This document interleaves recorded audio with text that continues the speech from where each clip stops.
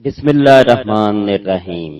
پیارے نبی صلی اللہ علیہ وسلم کی حدیث پاک۔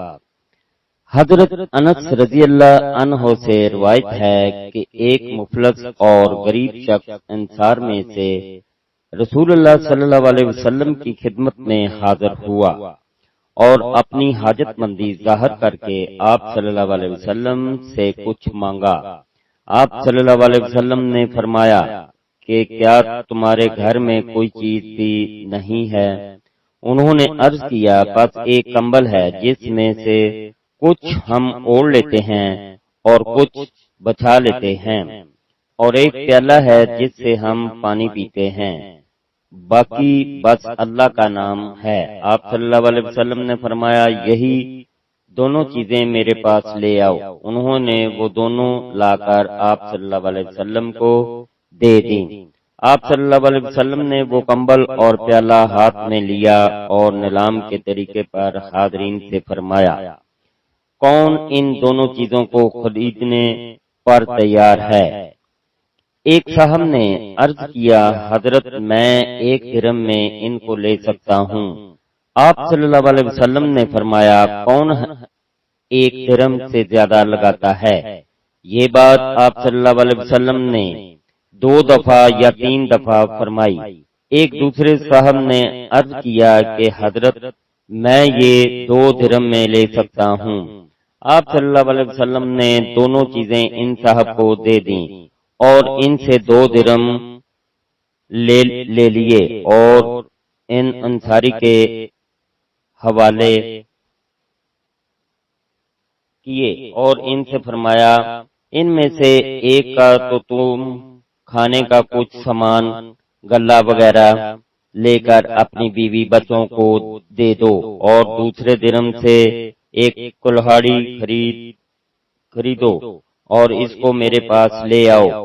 انہوں نے ایسا ہی کیا اور کلہاڑی لے کر آپ صلی اللہ علیہ وسلم کی خدمت میں حاضر ہوئے۔ آپ صلی اللہ علیہ وسلم نے اپنے دستے مبارک سے اس کلہاڑی میں لکڑی کا ایک دستہ خوب مضبوط لگا دیا اور ان سے فرمایا جاؤ اور جنگل کی لکڑیاں لا کر بیچو، اور اب میں 15 دن تک تم کو نہ دیکھوں، یعنی 2 ہفتہ تک یہی کام کرو اور میرے پاس آنے کی بھی کوشش نہ کرو۔ چنانچہ وہ صاحب چلے گئے اور آپ صلی اللہ علیہ وسلم کی ہدایت کے مطابق جنگل کی لکڑیاں لا کر بیچتے رہے۔ پھر ایک دن آپ صلی اللہ علیہ وسلم کی خدمت میں حاضر ہوئے اور انہوں نے اپنی محنت اور لکڑی کے اس کاروبار میں 10-12 درہم کما لیے تھے، جن میں کچھ کا انہوں نے کپڑا خریدا اور کچھ کا غلہ وغیرہ۔ رسول اللہ صلی اللہ علیہ وسلم نے ان سے فرمایا اپنی محنت سے یہ کمانا تمہارے لیے اس سے بہت ہی بہتر ہے کہ قیامت کے دن لوگوں سے مانگنے کا داغ تمہارے چہرے پر ہو۔ پھر آپ صلی اللہ علیہ وسلم نے فرمایا سوال کرنا صرف 3 قسم کے آدمیوں کے لیے درست ہے۔ ایک وہ آدمی جسے فقر و فاقت نے زمین سے لگا دیا ہو اور بالکل لاچار کر دیا ہو۔ دوسرے وہ جس پر قرض یا کسی ڈنڈ کا بھاری بوجھ ہو جس کی ادائیگی اس کے امکان میں نہ ہو۔ تیسرے وہ جس کو کوئی خون بہا ادا کرنا ہو اور وہ اسے ادا نہ کر سکتا ہو۔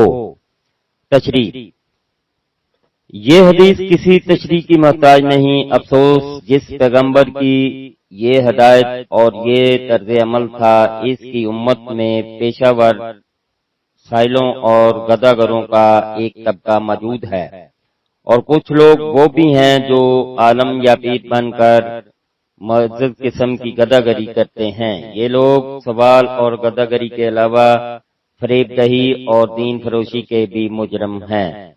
اللہ پاک ہر مسلمان کو اپنے حفظ و ایمان میں رکھیں۔ آمین ثم آمین یا رب العالمین۔ اللہ حافظ۔